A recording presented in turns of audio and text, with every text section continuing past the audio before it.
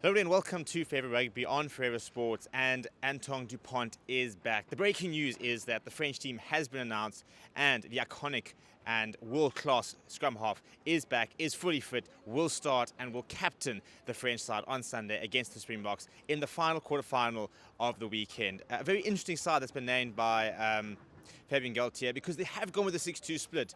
Have they been almost conned into going with a 6-2 split? Is this a response purely to the Rusty Erasmus chat, for example, and all the potential conversations that's been going on about the Springboks and what split they'll be going to? Or was this always the plan for them? Very interesting side, though, and a very interesting decision in going with a 6-2 split as well. Before we talk about the side and exactly who's who in the zoo, please do smash like on the video. Please do subscribe to the channel as well. So in terms of the side, in the front row, as expected, it is Cyril Bai, Peter Muvaka and Unai Antonio. I've been very, very impressed with Muvaka in particular.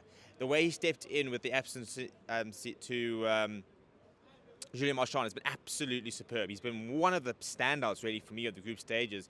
And if we were to do a most improved player type thing, I think he'd probably be up there because I don't think anyone really expected him to have been at the level that he has been throughout the tournament. In the second row, Cameron Watkins and Thibaut Flamengo both had a very good tournament so far. Cameron Watkins really stepped up for me. You know, obviously the loss of Paul Willemse was a big one for France, and it was going to be interesting to see if anyone was going to be able to sort of step up during that time and be able to get the job done.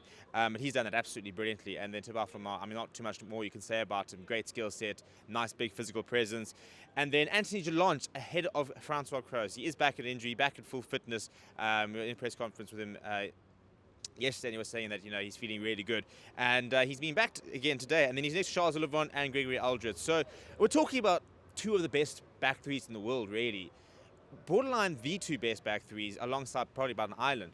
I don't think there are any other back threes that really compare to these three, you know, and this is going to be an absolutely brilliant contest and a really cool part of the game is watching how these two back threes go at each other. We've just seen Siya Kolisi talk about how good Charles Olivon is. Charles Olivon himself, you know, was talking about you know, how much quality the back three of the Springboks have as well.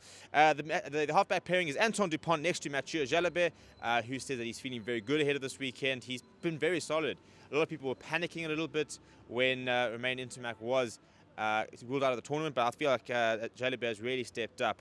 In terms of the two wings, it is Louis Bielbarri and Damien Pinal. And we've then got Jonathan Dante and Gael Fiku in the centres, Thomas Ramos at full back. So pretty expected backline, really.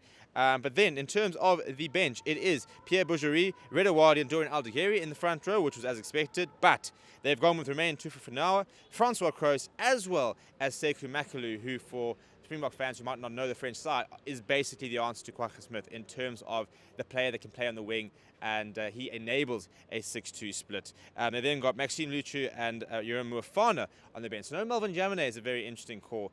I personally would have liked, or I would have been more expected to have seen Melvin Jamine in there. But they're backing the young Muafana, who's a very nice inside centre, very good talent as well. And that is how they line up this weekend. It's a good French side. It's a French side that can beat the Springboks. There's no doubt about that. You know, they've got enough quality there. For me, these teams are so evenly matched. It really is about who pitches up. You know, I don't think it's a case of either team can be off their game and still win. They both have to be at the absolute best and to beat each other. And if they do play to the best of their abilities, it's difficult to really choose a winner. So I want to know what you think. How nervous are you on this French side? Which of these French players, you know, are keeping you up at night? Is it Gregory Aldred? Is it Antoine Dupont? Is it Jonathan Dante? You know, is it Damien Pinal? You know, who's looking to try and break the try-scoring record at the tournament? Let me know down in the comments below. Smash a like on the video and subscribe to the channel as well. Thank you very much for watching. My name is Stephen. I'll chat to you soon.